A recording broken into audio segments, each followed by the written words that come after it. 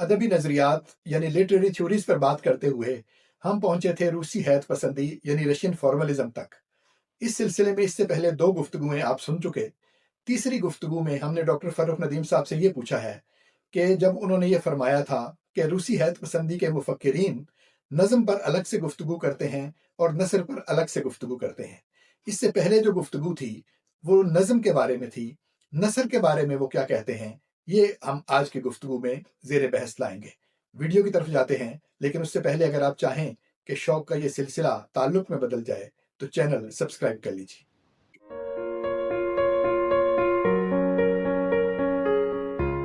السلام علیکم، عابد شال حاضر ہے ادارہ اردو کے سلسلے ایک سوال کے ساتھ، اور ڈاکٹر فرخ ندیم صاحب کے ساتھ ہماری گفتگو چل رہی ہے۔ روسی حیت پسندی کے حوالے سے ہم نے گفتگو آغاز کی تھی۔ اس سے پہلے ہم 2 گفتگویں کر چکے ہیں۔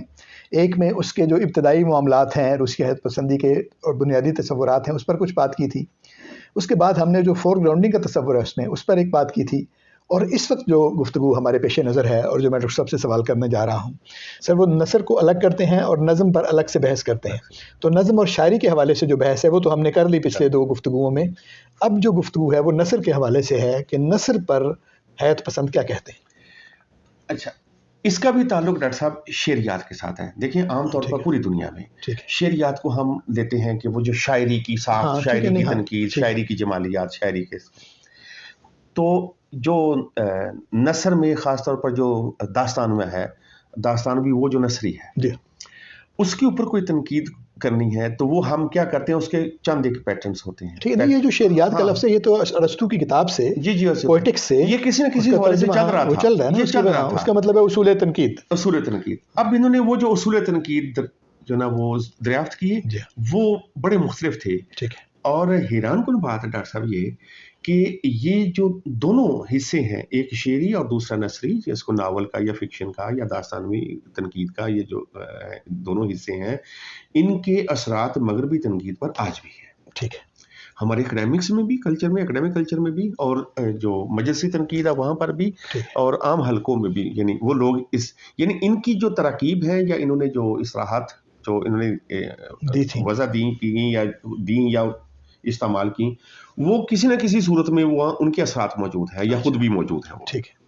اب ولیڈمیر پراپ ایک آدمی تھا اور اسی دور کا آدمی تھا، اس نے کیا کیا کہ نثر کا انتخاب کیا، اور نثر میں بھی وہ نثر جو بیانوی نثر ہے، یعنی ایک نثر ہے جو ڈسکرپٹیو نثر ہے کہ میں مری اچھا لگتا ہے مجھے، مری ایک خوبصورت شہر ہے، یہ ایک ڈسکرپشن ہے مری کی۔ لیکن اگر یہ ہو کہ میں مری گیا ہے نا، مری ایک مہنگا شہر ہے، یہ ڈسکرپشن ہے۔ اگر میں یہ کہوں کہ جب میں مری گیا تو اس وقت مہنگائی تھی، میں نے ارد گرد گھوم پھر کر دیکھا، مجھے کوئی چیز نہ تو پسند آئی، اب یہ اس کا بیانیہ نیریٹو ہے، یعنی میں کہانی میں ہے نا ڈسکرائب کر رہا ہوں۔ ٹھیک ہے، مثلا آپ نے صرف خبر نہیں دی، خبر نہیں صرف دی، بلکہ آپ خود شامل ہیں، اس شامل ہیں۔ ٹھیک ہے، تو انہوں نے نثر میں جو بیانوی نثر ہے وہ الگ کر دی۔ بہت اچھا، بہت اچھا، ٹھیک ہے۔ اب بیانوی نثر سے اس کا اور یہ داستان کی بنیاد ہے، یہ فکشن کی بنیاد ہے، اس کا مطلب یہ فکشن کی بنیاد ہے۔ اس کا مطلب یا تو داستانوی ہوگی یا وہ ناول کی ہوگی، جس کو جدید ناول کہہ سکتے ہیں، اور یا کلاسیکی ناول کہہ لیں،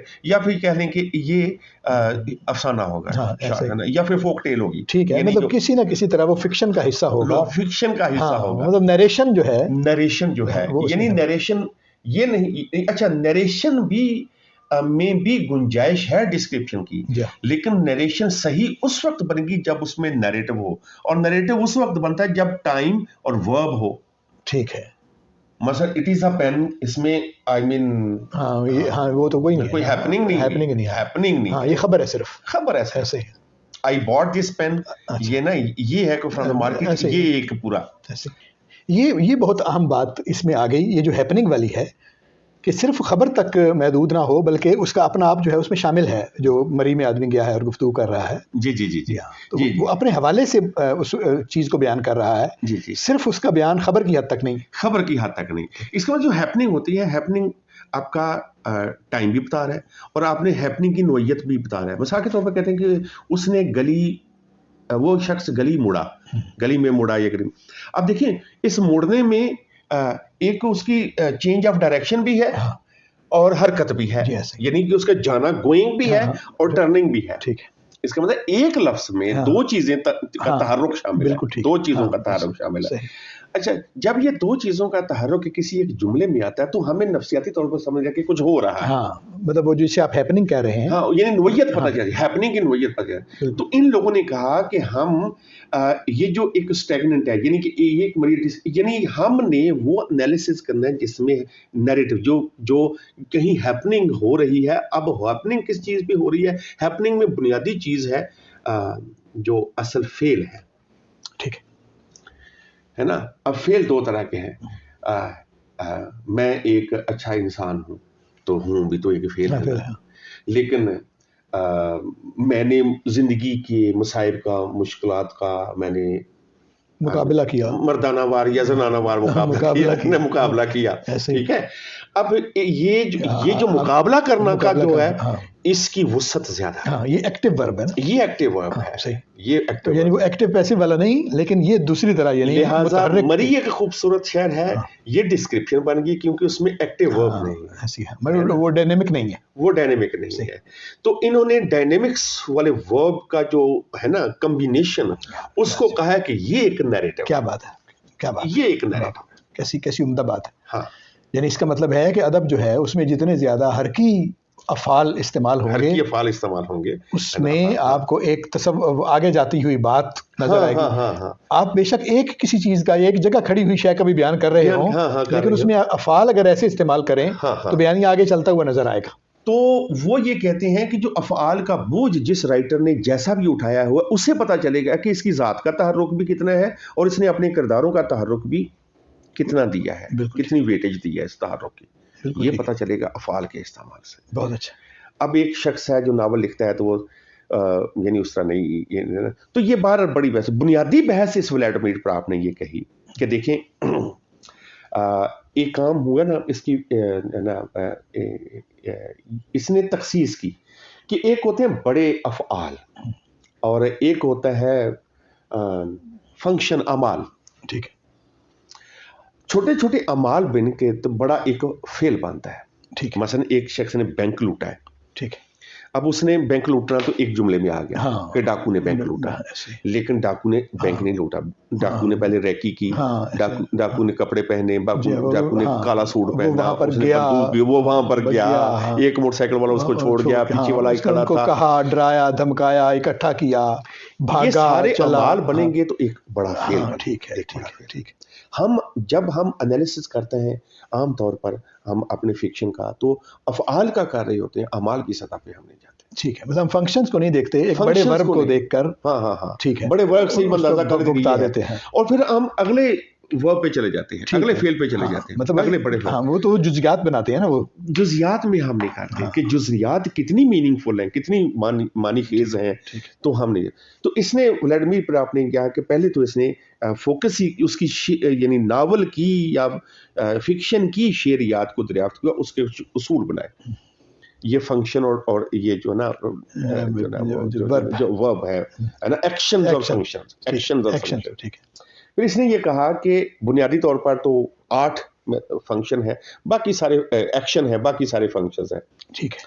تو اس نے یہ کہا کہ اس نے اس کو دہرائیے گا ذرا. وہ کہتا ہے کہ 8 ہیں بنیادی طور پر جو ایکشنز ہیں. اچھا, قسمیں ہیں, قسمیں, ایکشنز کی 8 قسمیں ہیں, قسمیں ہیں, باقی سب فنکشن ہیں, باقی سارے فنکشن, اور تقریباً 31 فنکشنز ہیں. اچھا 30. اچھا, اس نے کس میں کہا؟ ہاں, مثال کے طور پہ اس نے کتاب لکھی مارفولوجی آف فوک ٹیلز. اچھا. تو اس نے رشیا کے یہ جو ایسٹرن پارٹ ہے نا, یہ جو اس وقت روسی ریاستیں تھیں ساری, وہاں کی اس نے کوئی تقریباً 100 فوک ٹیلز چھوٹی بڑی اکٹھی کی. ان میں سے اس نے ایک انالیسس کیا اور اس نے کہا جی یہ ان ساری میں یہ بڑے اعمال ہیں. کیا بات ہے, کیا بات. اور یہ 31 جو نا, یہ اس سے چھوٹے چھوٹے فنکشن مانتے ہیں. تقریباً اس نے کہا اس سے ہمیں پتہ چلتا ہے کہ ہمارا جو نیریٹو کلچر ہے یہ ہمارے روسی ارد گرد جو ریاستوں کا یہ تقریباً ایک ہی طرح ہے. سارے کلچر کو آپ نے زبان میں بند کر.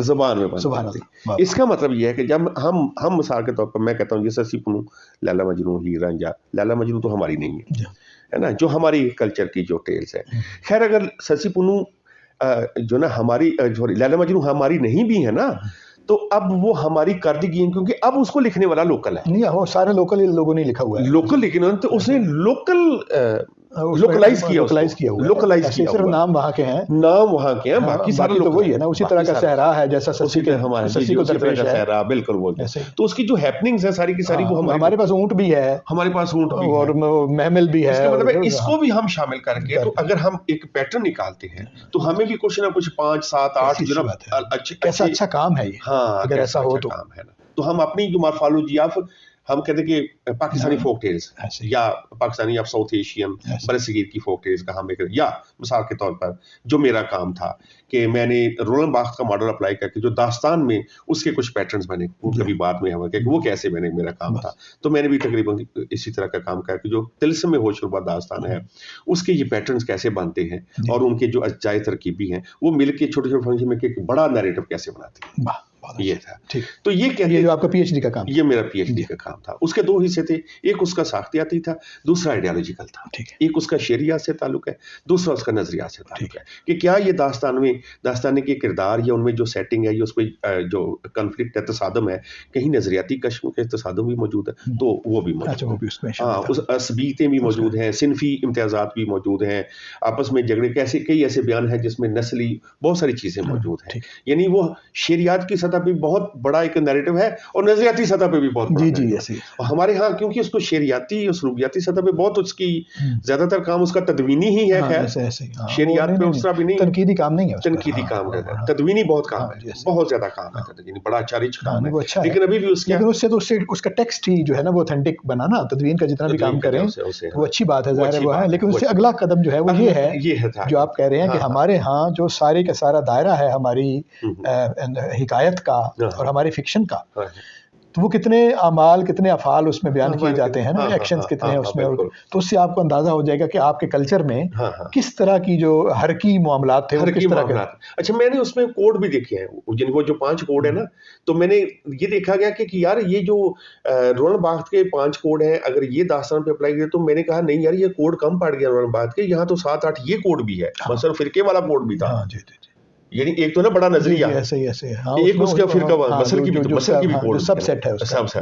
تو میں نے کہا یار یہ کوڈ کچھ اضافے بھی ہمارا کر سکتے ہیں. اچھا یہاں سے مجھے پتا چلا کہ ہمارا کلچرل کوڈز کی وسعت زیادہ ہے, ٹھیک ہے, یا تعداد بھی زیادہ ہے ایز کمپیئر ٹو فرینچ یا اس دور کا یورپین. کاش کوئی نقاد جو ہے اس کو تھیورائز کرے, کوئی تھیورائز کرے تو ہمارے پاس زیادہ بڑے ماڈل نکل سکتے ہیں. اچھا اگر آپ غور سے کریں ایسا بڑا اچھا آپ نے لفظ استعمال کیا, دیکھیں رشین فارملسٹ کی سطح کا یا اس طرح کا کام, میں یہ نہیں کہتا کہ ہمارے پاس بالکل ہی کام فارم پہ نہیں تھا, ہمارے پاس بھی کام تھا.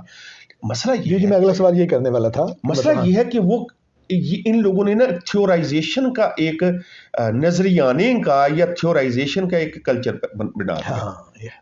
ہمارے ہاں چنکس بیان ہے اس کا یا اس کا احساس بھی ہے اور اس پر بات بھی ہے, لیکن اس کو تھیورائز بنا کر کوئی تھیوری یا ماڈل بنانے کا جو تصور ہے اس کی وجہ میرے خیال میں یہ بھی ہے کہ تنقید کا ڈسپلن جو ہے, تنقید بطور ڈسپلن ہمارے ہاں بہت بعد میں آیا ہے. اس کی ہمارے شاعر و ادیبوں کا قصور نہیں ہے, نہیں شاعر کا تو قصور اس میں ہو نہیں سکتا. تنقیدوں کا قصور اس لیے کہ یہ ساری کی ساری چیزیں وہ آزاد ملک میں کر رہے تھے. ہمارے ہاں کلونیل ماحول تھا, کلونیل ماحول میں تنقید تو اجازت ہی نہیں تھی کسی بھی قسم کی. ایسے ہی, لیکن کلونیل ماحول تو سر آپ مطلب 1500-1600 کے بعد ہی آپ کہہ سکتے ہیں نا کہ ہے نہیں, نوبادیاتی دور جو ہے وہ آپ یہی کہہ سکتے ہیں کہ مثلا انگریز کب آئے ہیں یہاں پر, مطلب آپ 1600 کچھ کی بات کر سکتے ہیں نا, یعنی اسی میں نا, تو 100-150 سال کا ہے نا. لیکن اس سے پہلے بھی تو سب کچھ ادب تو لکھا جا رہا تھا, لیکن تنقید کی روایت تو ہمارے ہاں نہیں ہے اس طرح سے. تنقید کی روایت مغرب میں بھی اب ہم یہ تو نہیں کہہ سکتے کہ وہاں کیونکہ ان کی زبانوں کا یعنی اردو کا اگر کہیں ممکن ہے کہ ہماری پنجابی میں یا دوسری زبانوں میں کہیں نہ کہیں شعر کی در و بست کے اوپر الفاظ کی در و بست بھی شعر کے اوپر کچھ نہ کچھ باتیں ہوں, لیکن وہ کہیں ضائع ہو گئی. ظاہر ہے وہ میں نے بتایا نا, لیکن تنقید بطور ڈسپلن جو ہے نا وہ موجود نہیں تھا. وہ موجود لیکن تو وہ اگر وہ ہوتا تو تھیورائزیشن جو ہے وہ تو اس کا ٹول ہے نا. ایک اور وجہ ہے, اس کی وجہ یہ ہے کہ دیکھیں فرینچ, جرمن, آسٹرین, بیلجیم والے لوگ, یونان والے یہ آپس میں بہت زیادہ جڑے ہوئے تھے. ہمارے پاس نا ہند جو تھا وہ آل ٹوگیدر ذرا ڈفرینٹ تھا, اسلامی کلچر تھے. تو اس وقت یعنی یا تو عرب کلچر میں بحثیں موجود تھیں، فارس والے تو زیادہ شعری حظ پر زیادہ تھے. ایسے ہی ہمارے عرب میں البتہ تنقید لسانی تنقید موجود تھی، لیکن وہ اس دور میں ڈائریکٹلی یہاں آئی نہیں. ہاں فارسی والوں کی اس طرح سے اس میں دلچسپی نہیں تھی، تو وہاں سے ہو کر جو چیزیں ہمارے پاس آئی ہیں ان میں وہ کم ہوئی. ہم چند لوگوں کو جانتے ہیں، ابن رشید وغیرہ، جاہز وغیرہ، یہ کچھ لوگ تھے جو وہاں سے جو آتے ہیں.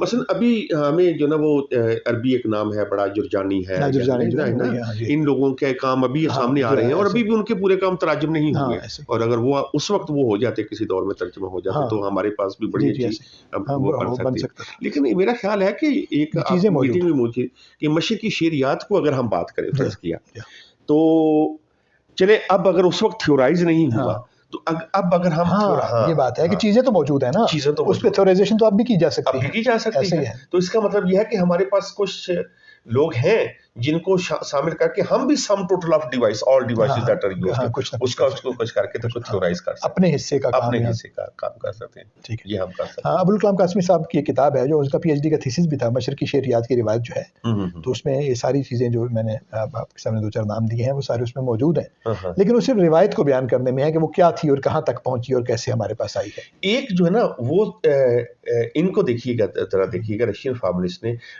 ہمارے ہاں تھوڑا سا برصغیر میں اردو میں خاص طور پہ ڈفرینٹ ہے. ہمارے پاس گرامر جو ہے نا، گرامر کو یا مس انڈرسٹینڈنگ ہوگی کہیں پہ، اسی کو ہی لسانیات سمجھ لیا. جی ایسے ہی ہے، قواعد تک محدود رہا سارا، قواعد تک جو نا، جبکہ آپ دیکھیں کہ جب میں جتنی بھی بحث رشین فارملسٹوں کی ہے، انہوں نے قواعد کو تیسرے یعنی سنٹیکس تیسرا لیول ہے، پہلا فونیٹک ہے نا، تو وہ ہے لیکن کلی طور پر نہیں ہے، یا وہ ڈومیننٹ نہیں ہے، غالب نہیں ہے. جبکہ ہمارے پاس یہ لسانیات کا مطلب ہے کہ گرامر ہمارے پاس کا یہ تصور ہے. ہم لسان کو ہی لسانیات سمجھتے رہے ہیں، لسان کو ہی لسانیات سمجھ رہے ہیں، لیکن اب چیزیں آ رہی ہیں، اب تو خیر بہت کچھ آگے چلا گیا، بہت آگے چلا گیا، ایسے ہی بہت آگے چلے گئے ہیں. تو اس طریقے سے یہ جو ولادیمیر پراپ تھا، دیکھا دیکھی. اچھا، اب ایک بڑی زبردست چیز ہے جو نیریٹو انالیسس میں، یعنی سمجھ لیں کہ آج جو جس کو ہم کہتے ہیں نیریٹو ڈسکورس یا نیریٹو، ان کی بنیاد رشین فارملسٹ نے رکھی ہے، فرینچ نے نہیں رکھی. ٹھیک ہے، مطلب 100 سال پہلے ان کے ہاں یہ تصور موجود تھا. ہم بعض دفعہ یعنی کہ مشہور یعنی کہ ہے نا کہ یہ فرینچ نے یہ وہ تو ساختیات، جیسے پاپولر بیانیاں چلتے رہتے ہیں. آپ نے سوال جو کیا ہے کہ اس کا ساختیات سے کیا تعلق، ساختیات کی بنیاد ہے رشین فارملسٹ، یہ وہ بعد میں کرنا ہے، اس کی بھی ایک وجہ ہے. دیکھیے وہ سوال بعد میں، ایک میں آپ کو بڑی دلچسپ بات، میں نے پہلے یہ بات کی ہے کہ رشین فارملسٹ کے دو حصے تھے. ایک تھا جو اس پہ بات کر رہا تھا، شاعری پہ، دوسرا تھا جو ناول پہ، نیریٹو پہ، کہانی پہ. اس کے ساتھ ساتھ ہی 3 بڑے گروپ، یعنی یہ 3 بڑے گروپ تھے، ان کی اپنے اپنے ہم خیال تھے اور وہ اس وقت بڑی بحثوں میں شامل تھے. ایک تو ہو گیا ڈومیننٹ مارکسی جو ڈیبیٹ تھے، ان میں بڑے بڑے لوگ تھے. لینر خود بڑا ادبی نقاد بھی ہے، کلچرل نقاد بھی ہے. اسی دور میں ماہر نفسیات میں آپ دیکھیں وائگوٹسکی، بڑے اتنے لوگ تھے. اسٹالن خود نقاد ہے، جو کیا نام ہے، ٹروٹسکی کی کتاب انہی دور میں آئی ہے، لٹریچر.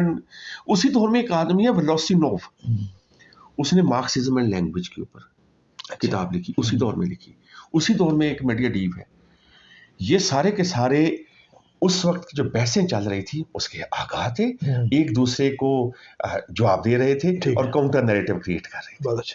یہ جو رشین فارملسٹ ہیں، یہ بڑی کیئرفلی اپنا پوائنٹ آف ویو بیان کرتے، ہر جگہ پہ یہ لفظ اور معنی کو نظریے سے آزاد کرواتے جا رہے تھے. ساتھ ساتھ ان کے ساتھ ساتھ ایک اور گروپ ہے جو باختن سرکل کہلاتا ہے. ٹھیک ہے، باختنین اسکول آف تھاٹ، بڑا مشہور آدمی ہے، یہی دور ہے آلموسٹ، ہے نا. یہ باختن کے 3 دوست تھے، ایک وہ میڈیاٹیو ہے اور ایک ولوسینوف ہے اور باختن خود ہے. یہ تینوں کے کچھ کہتے ہیں کہ بعض دفعہ باختن نے ان کے نام سے بھی کچھ چیزیں اپنی نا، کیونکہ اسٹالن کو پتہ چل گیا تھا کہ یہ بندہ نا کہیں پہ ہمارے نظریے سے الگ ہے، تو اس نے خیر اس کو پکڑنے کا بھی حکم دیا. پھر یہ ہوا کہ یہ بھاگ گیا وہاں سے یہاں ایک علاقے میں، یہ ایگزائل، سیلف ایگزائل میں رہا. لیکن باختن کیا کہہ رہا تھا، اس کے ساتھ ساتھ وہ جوڑتا ہے. ویسے تو رشین فارملزم والے اس کو بھی اس میں شامل، کیونکہ بنیادی بات وہ فارم کرتے ہیں. ٹھیک ہے، حیران کن بات یہ ہے کہ مارکسی بھی بنیادی طور پہ فارمسٹ ہیں، یعنی وہ سوسائٹی ایک فارم ہونی چاہیے، وہ تو فارم پہ بڑا فوکس کرتے ہیں.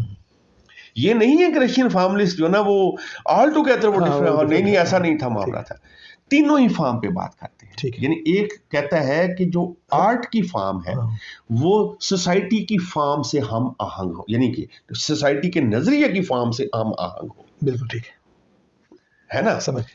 اچھا یہ جو ایک کہتا ہے نہیں یار آرٹ کی فارم یا آرٹ کا حز جو ہے اس کا جو اس کی کائنات ہے اس کو وہ الگ ہے، سیاسی معاملے سے الگ ہے یا نظریاتی معاملے سے الگ ہے. نظریاتی معاملے سے الگ ہے.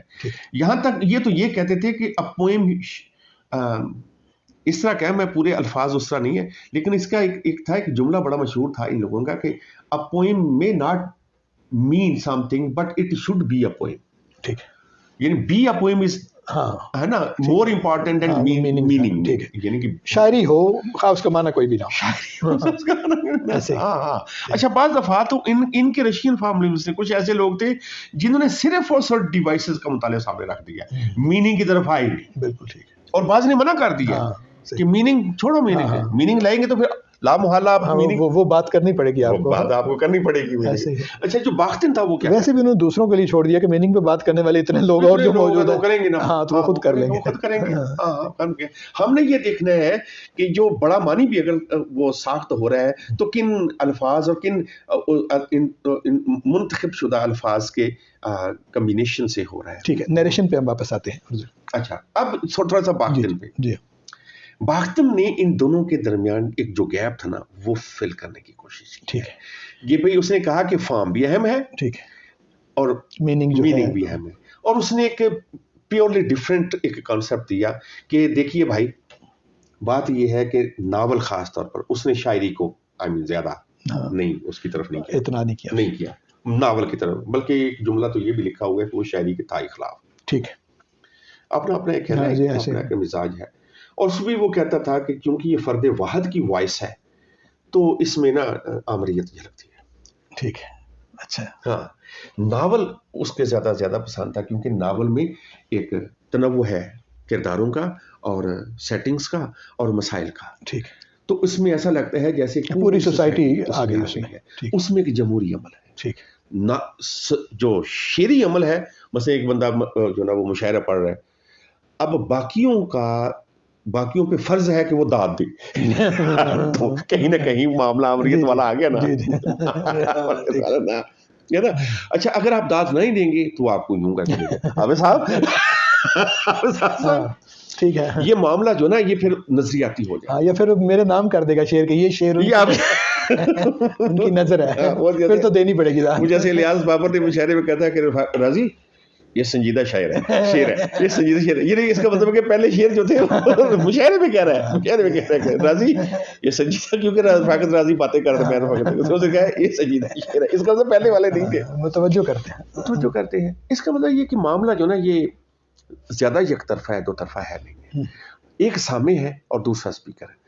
تو ناول کا معاملہ ڈفرینٹ ہے. ناول کا جب آپ ناول پڑھتے ہیں تو آپ نے اگر 15-20 کردار ہیں، 15-20 میں سے 2-4 کے ساتھ آپ کے ساتھ مسائل مل رہے ہیں اور وہ آپس میں گفتگو ٹسل چل رہی ہے، کچھ یہ ہے تو بڑا جمہوری معاملہ ہے. باختن بھی یہ کہتا ہے، وہ کہتا تھا کہ بھانت بھانت کی بولیاں بولنے والے لوگ ہے نا جب ایک ناول میں ایک فکشن میں آتے ہیں تو ایک ثقافتی تنوع پیدا ہوتا ہے، اور یہی ایک تصور یونیورس ہے. نہ تو اس میں نظری کو ٹھونس کے آپ اس میں نا میلے جیسی کیفیت سیلیبریشن ہے ایک ان کرداروں کی، ان کے مسائل دیکھتے ہیں، ان کو آپس میں مسائل حل کرتے دیکھتے ہیں، مسائل پیدا کرتے دیکھتے ہیں. یہ ایک الگ طرح کی لطف ہے. اگر ہم یکسانیت کو لائیں گے، نظریاتی یکسانیت کو، تو بھئی یہ تو تنوع ختم کرنے میں پڑ جائے گا.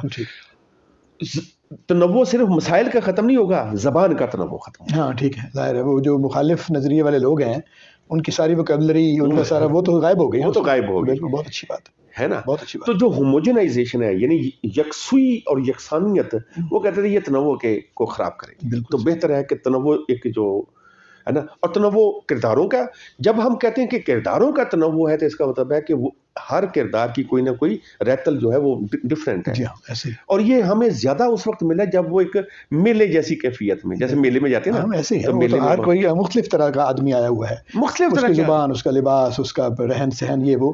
اور جو لکھنے والا ہے, ناول لکھنے والا, اس کو ہر ایک کی زبان لکھنا پڑتی ہے, ہر ایک کی زبان لکھنا پڑتی ہے, ہر ایک کا ماحول بلکہ بتانا احتیاط کرنی پڑتا پڑتی ہے. ہے, احتیاط کے ساتھ لکھتا ہے. اس کا صرف زبان نہیں, لہجہ بھی, لہجہ بھی جیسے ہے نا. جیسے منٹو نے, یہ سوچنے والی بات ہے کہ منٹو نے جان بوجھ کے اوپر دی گڑ کر دیا نیکسی میں دیا نہیں دکھا ہے نا, یا ویسے ہی ایک پاگل کو. ایسا نہیں ہے, ایسا نہیں, اس کو بنایا کچھ, اس کو بنایا کچھ ہوتا ہے, بالکل ہے نا. جیسے اشفاق احمد کے افسانوں میں بڑا احتیاط کرتے ہیں کہ وہ اپنے افسانوں میں کہ کسی کردار کو اگر بزرگ کو دینا ہے یا کسی, ہے نا. لیکن وہاں پہ تو مسائل ہیں, وہ تو مطلب ہے کہ یعنی موچی اور ڈاکیا جو ہے وہ بھی افلاطون کے لہجے میں گفتگو کرتا ہے. اچھا, میں ویسے آپ کو ادھر ہی لانا چاہ رہا تھا کہ میں نہ کہوں آپ کے, نہیں وہ تو سارے کو نظر آتا ہے, سارے کو نظر آتا ہے, یہ ہے نا. اچھا, یہ یہاں پر ایک اور طرح کی جان بوجھیت ہے, جان بوجھیت ہے, ادبی جان بوجھیت ہے. اصل میں وہ نہ بیچارہ کچھ بوچی کہہ رہا ہے نہ کچھ ڈاکیا کہہ رہا ہے, وہ تو آپ کہہ رہے ہیں, آپ کہہ رہے ہیں, تو آپ خواہ خواہ اس کو اپنا ماؤتھ پیس بنا رہے ہیں, تو نہ رہنے دو, اس کو آزاد چھوڑ, فکشن نہ رہا. تو باختن, اچھا باختن یہ بات کر رہا تھا جو ابھی آپ نے تنقید کی ہے نا, باختن یہ کہہ رہا تھا کہ آپ نہ بولیں, ٹھیک ہے, ان کو بولنے دیں ایسے. اچھا, باختن انجوائے کرتا تھا لوگوں کے لہجے, لوگوں کے ہجے, لوگوں کے دوسرے, ہے نا, کہ جو نا وہ مثلا ایک بچہ توتلا بولتا ہے تو بھائی اس کو توتلا بولنے دو, ہاں ظاہر ہے نا. اگر اس کو آپ توتلا نہیں بنوائیں گے تو اس کا مطلب ہے کہ آپ حقیقت سے دور اس کو کر رہے ہیں. میں نے ایک افسانہ لکھا اور ایک بہت پڑھے لکھے آدمی کو میں نے افسانہ دکھایا, میں نے کہا جی آپ, میں نے ان کو سنایا تو انہوں نے سنا, انہوں نے کہا آپ نے ایک غلطی کر دی. میں نے کہا, کہتے آپ کا ایک کردار اپنے بیٹے کو کہہ رہا ہے کہ وہ کوئی نیا چلنا چاڑ دینا, نیچے اترو, وہ چھت پہ کبوتر اڑا رہا ہے میرا کردار. تو جن دو بھائی نے, جو صاحب نے میرا وہ افسانہ دیکھو, کہتے یار اس طرح نہ کہیں, ادبی پہ رائے میں نے کہا جی کیا ادبی, بول کے ارے میاں صاحب زادے نیا چاند نہ چڑھا دے. میں نے کہا جی کہ یہ جو میرے کردار ہے یہ میراثی ماں باپ بیٹا ہے, یہ گاؤں میں یہی بول رہے ہیں. ایسے ہی دیکھیں کہ جب آپ خود لکھیں گے, جب آپ کے اپنے نیریشن آ رہی ہے, اس وقت تو آپ اپنی زبان مصنف استعمال کر سکتا ہے, لیکن کردار کی زبان سے تو کردار کی زبان بولے گا نا. اچھا, اب آپ, یہ بڑا زبردست ہے, اب ہماری اپنی شیری اور ہماری جو اپنی نثر کی نا, اس کے اوپر بھی ایک سوال اٹھتا ہے کہ کیا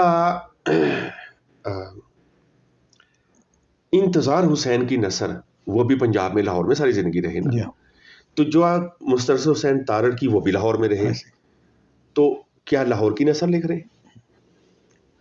ظاہر ہے کہ نہیں, ظاہر ہے کہ نہیں, ہے نا.